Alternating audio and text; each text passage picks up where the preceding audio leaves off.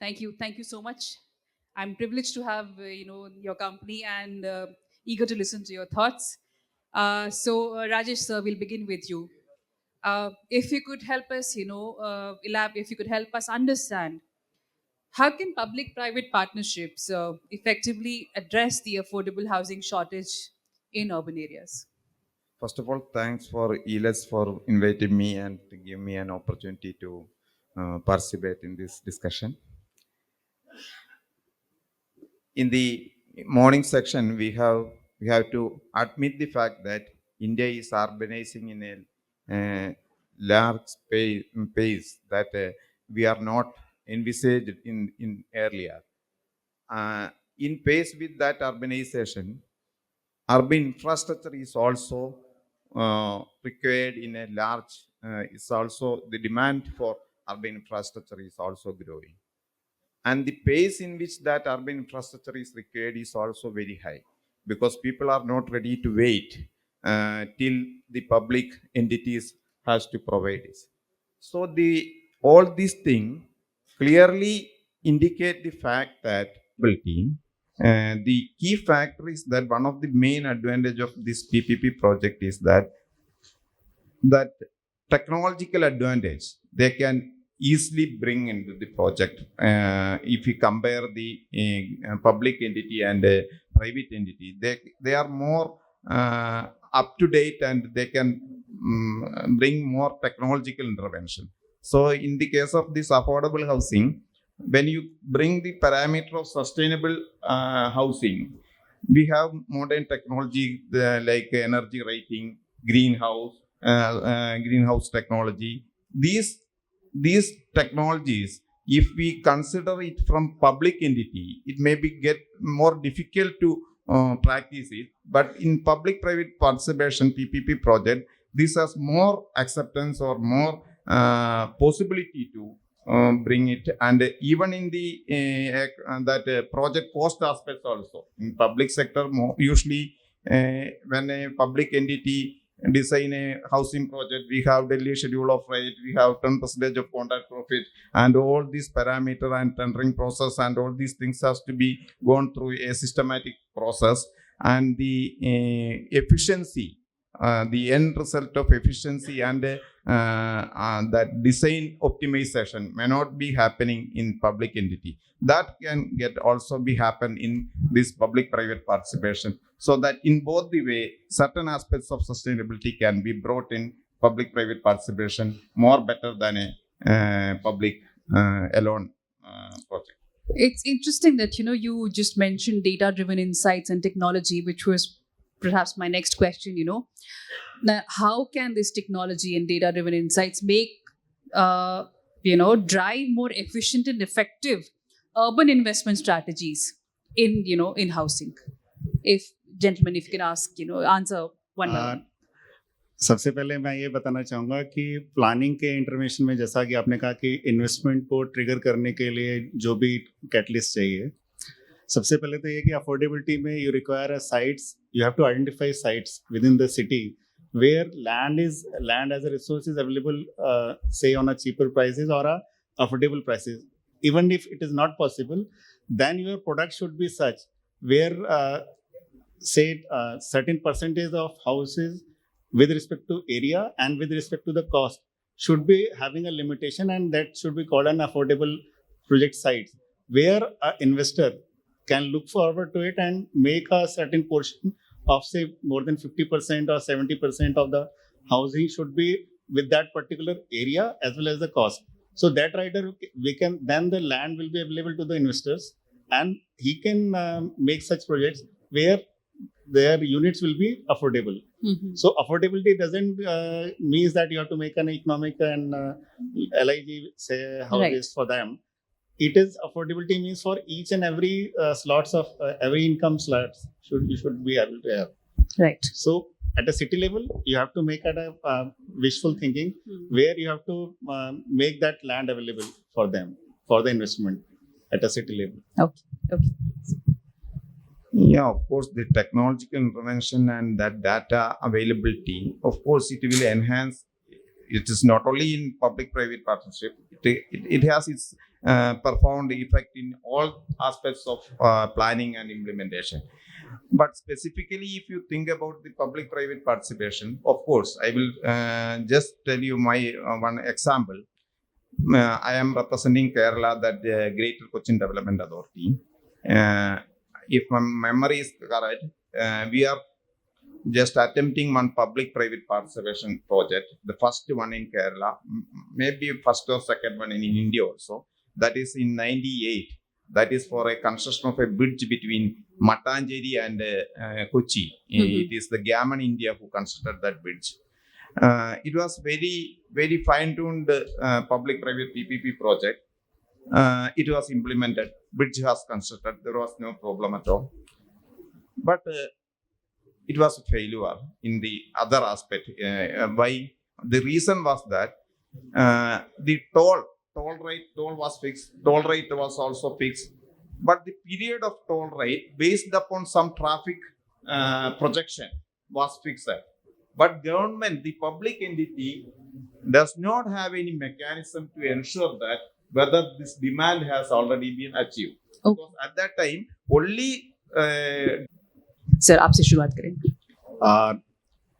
Basically, for affordable housing, selection of a site is a first big criteria, where sometimes site is good with respect to connectivity, but because of the surrounding or the way you develop that site, जी.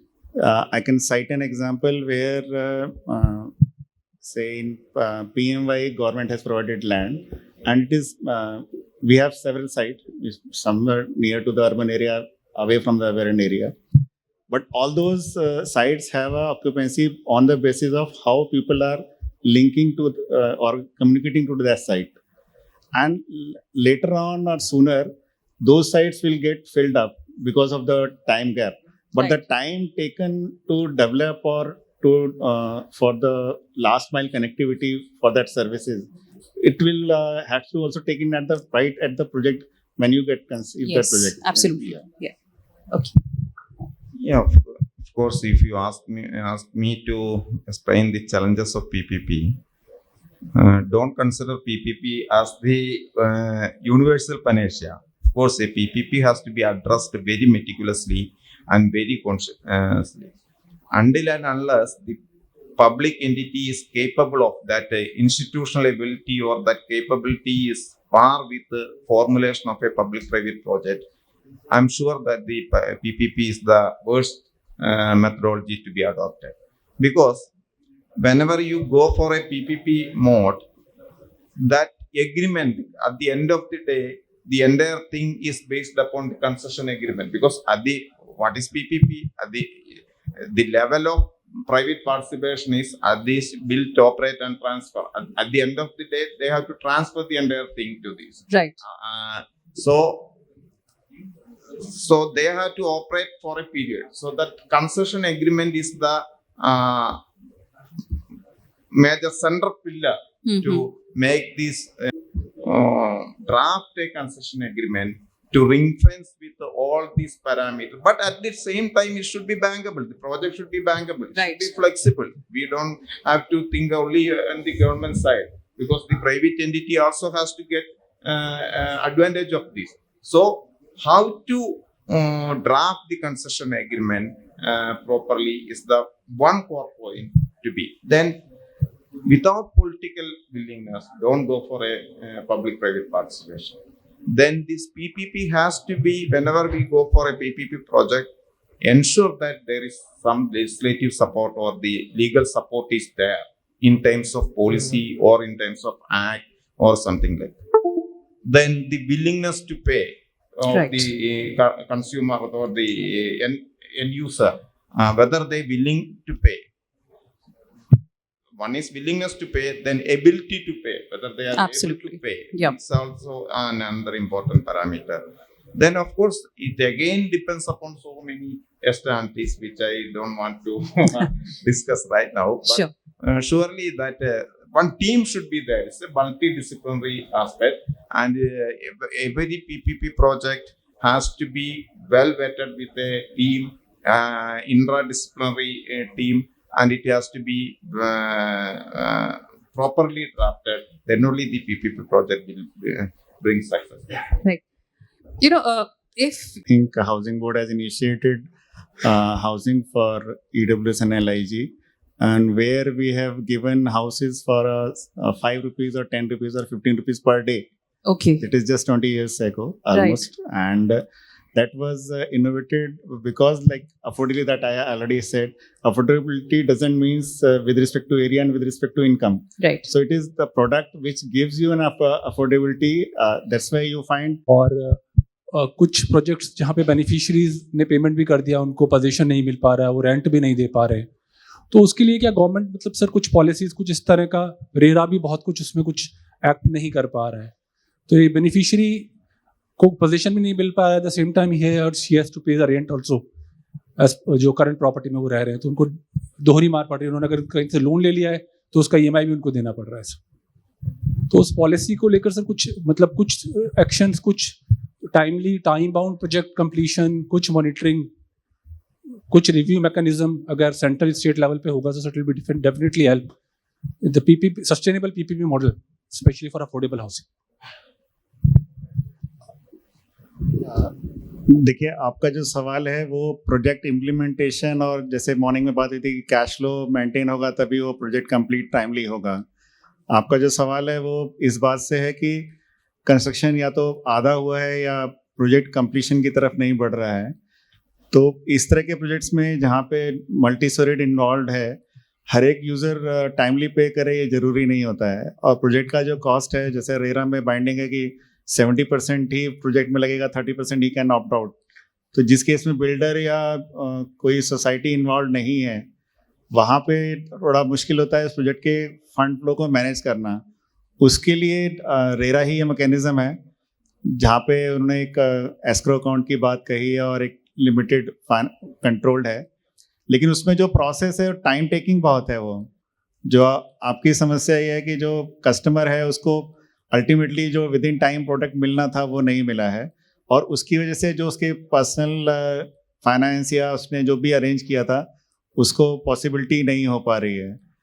तो एक जागरूक customer के हिसाब से मेरा ये मानना है कि जैसे रेरा को भी एक रेटिंग शुरू कर देना चाहिए कि ये बिल्डर क्लास 1 बिल्डर है या क्लास 2 बिल्डर है, और जिसको अगर 50 लाख का मकान लेना है तो क्लास 2 से नीचे वाले से मत ले। इस तरह का कोई एक रेटिंग फिनोमेना शायद आप रेरा को रिक्वेस्ट करेंगे तो वो बना के देगा कि अगर 1 करोड़ का फ्लैट लेना है तो आप इस क्लास से नीचे वाले कॉन्ट्रैक्टर से या बिल्डर से ना लें, जिससे कि एक तो फाइनेंशियल क्लीननेस आपको मिलेगी, उसमें प्रोजेक्ट का क्वालिटी भी मिलेगा और टाइमली डिलीवरेबल भी मिलेगा। ये सिर्फ इस बात से है कि एक इंडिकेटिव आपको रेटिंग करना होगा जो भी बिल्डर्स हैं, डेवलपर्स हैं, कॉन्ट्रैक्टर्स हैं। और इसमें एक फर्दर और कहना चाहूँगा कि जैसे हाउसिंग बोर्ड की स्कीम्स हैं, प्राइवेट डेवलपर्स ही डेवलप कर रहे हैं, डेवलपमेंट अथॉरिटी डेवलप कर रही हैं, बहुत सारी एजेंसीज हैं, मल्टीपल एजेंसीज हैं। तो सिटी लेवल पे एक इस तरह का एक कॉमन स्केल होना चाहिए जहाँ पे प्रोबेबल हम कहें कि हाँ दीज एरिया आप यहाँ पे कोई भी प्रॉपर्टी लेंगे तो आपको एक अच्छा डेवलपर मिलेगा, एक अच्छा इन्वेस्टर के लिए भी बेटर है, और अच्छे इन्वेस्टमेंट के साथ साथ एक लिवेबिलिटी भी यहाँ पर है। तो वो एक रेटिंग सिस्टम की बात चल रही है, अगर वो आ जाता है ओवर द टाइम तो शायद इन सब चीज़ों में जो आप बात कर रहे हैं शायद और जैसे कहना चाहिए एरर और कम हो जाएगा और लोगों को फायदा होगा उस चीज़ से। ऐसी सुविधाएं या उस प्रकार का आर्किटेक्चर क्या वहाँ पर भी बनेगा, और अगर बनेगा तो उसके जो हम लोग के आने वाले समय के जो 10 वर्ष या 15 वर्ष के समय में जो भी आवश्यकताएं हैं, क्या उनको ध्यान में रख करके इस तरह की योजनाएं कहीं भविष्य में आने की संभावना है? ये एक ऐसा सवाल है कि अगले 10 साल में या अगले 20 साल में हाउसिंग जो यूपी में अर्बन डेवलपमेंट का डायरेक्शन किस तरफ होगा।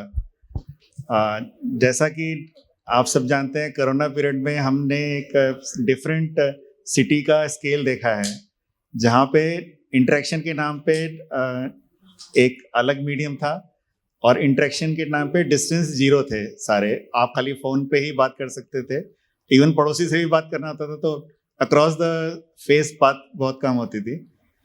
तो ये जो चीज़ आप बोल रहे हैं कि अगले सिनारियो में अगले 5 साल में या छोटे शहरों के लिए क्या होगा, तो मैं उसमें ये बताना चाहता हूँ यूपी जैसे शहर के लिए जहाँ पे हम ये एनालिसिस कर रहे हैं कि 1 ट्रिलियन इकोनॉमी रहेगी और अगले नेक्स्ट 60% जो है वो अर्बन एरिया में आ जाएंगे। ये एक मतलब जैसा कहा जाता है या बताया जाता है। मेरा इसमें दूसरा कहना है कि जिस तरह का टेक्नोलॉजी इंटरवेंशन हमने कोरोना पीरियड में देखा है, तो वो हमें उस टाउन में लेवल ऑफ सर्विसेज एनहांस करने की बात है। अभी क्या हम बात कर रहे हैं कि प्रोविजन ऑफ सर्विसेज की बात कर रहे हैं, लेकिन जो आपका सवाल है वो मेरा उसका जवाब ये है कि instead of provision of services हमें उस सर्विसेज का लेवल इंक्रीज करना है। सपोज एक अगर वहाँ पे 10th का स्कूल है किसी छोटे टाउन में, तो वहाँ पे ITI का ट्रेनिंग या कोई और स्किल सेट और वहाँ पे डेवलप हो, या कोई वहाँ पे ऐसा सेंटर डेवलप हो, जैसा कि आपने नालंदा वाला अभी देखा था एग्जाम्पल, वो मुश्किल से 2 या 4 एकड़ का ही प्लॉट होगा। अगर वो किसी शहर में बन रहा है, उसके लिए सिटी स्पेसिफिक होना जरूरी नहीं है, मतलब ये बात है। तो ये हर चीज के लिए है, ये आपके एक्सेस ऑफ द रोड के लिए भी है, ये एक्सेस टू द फैसिलिटीज के लिए भी है। जैसा भी हेल्थ में बताया उन्होंने कि सारी टेस्ट फैसिलिटीज हैं, सपोर्ट स्टाफ फैसिलिटीज हैं, और इवन सपोर्ट स्टाफ भी सब कुछ उन्होंने एनहांस यूपी में एनहांस हो रहा है। तो वो लेवल ऑफ सर्विसेज इंक्रीज करने की बात है। तो जो आपका सवाल है वो ये है कि प्रोविजन ऑफ सर्विसेज पेनिट्रेशन है, लेकिन उसका लेवल ऑफ सर्विसेज बढ़ाने की बात है, जिससे कि यूपी के जरूरी नहीं है कि सब अर्बन एरिया में आए और यहाँ पे हाई राइज या जो भी सोल्यूशन अब क्रिएट हो रहे हैं या बता रहे हैं कि हो जाएगा। मेरा ये मानना है वहाँ रह के भी वहाँ पे लेवल ऑफ सर्विसेज अगर इंक्रीज कर दिया जाएगा तो बहुत अच्छा होगा, उस मतलब सॉल्यूशन रहेगा। Thank you. हाँ या नहीं, इस पे थोड़ा सा अगर कुछ क्लेरिफाई कर सकते। मॉर्टगेज तो आपका इंडिविजुअल आदमी का जो प्रॉपर्टी है ना उसको कर रहे हैं ना। जी सर। फाइनेंस करने पे प्रॉपर्टी पता नहीं वो कैसे फुल्ली पेड पे है या किस तरह से इंस्टॉलमेंट पे रहा है। नहीं, जो भी EWSLIG की रजिस्ट्री होती है तो वो पहले 5 साल के लिए ये होता है, उसमें क्लॉज होता है। वो सिर्फ इस बात के लिए होता है कि जो दूसरा, ऐसा नहीं है कि उसका अपॉर्चुनिटी कॉस्ट लेके निकल जाए और दूसरा आदमी आ जाए। जो एक्चुअल बेनिफिशियरी है he should stay with that product, इसलिए रखा जाता है वो 5 साल। तो इन 5 सालों में अगर वो लोन NPA होता है तो क्या हम इसको आगे फर्दर किसी को सेल आउट करके अपने लोन की वसूली कर सकते हैं कि नहीं? इस पर थोड़ा सा क्लैरिफिकेशन चाहिए। इस बारे में आप हमारे प्रॉपर्टी मैनेजर से बात करेंगे तो ज़्यादा अच्छे से बताएगा, लेकिन इंडिविजुअल कस्टमर का आई डोंट थिंक सो कर पाएंगे। NPA करने पे आ रही है सर। देखिए ऐसा है कि अगर जो मॉर्टगेज आप कर रहे हैं it is approved by the allotment authorities, जैसे मान लिया कि हाउसिंग बोर्ड की प्रॉपर्टी है तो हमने मान लिया कुछ कंडीशन साथ अलॉट किया है and he is going for mortgage, then you will have to come back to us for approval of that mortgage, जो condition. If you approve then you can mortgage in. तो if you have approved that your mortgage and then it becomes NPA, then you can of course auction as per your wish, sell in case of NPA. But if you have done mortgage without our approval, then you cannot do. Sir वो हमारे बिना permission के बिना भी mortgage नहीं करते हैं, मतलब वो करते ही नहीं। परमिशन करेंगे तो हम लोग we will take a conscious view, है ना, in that case. Thank you. Any more questions?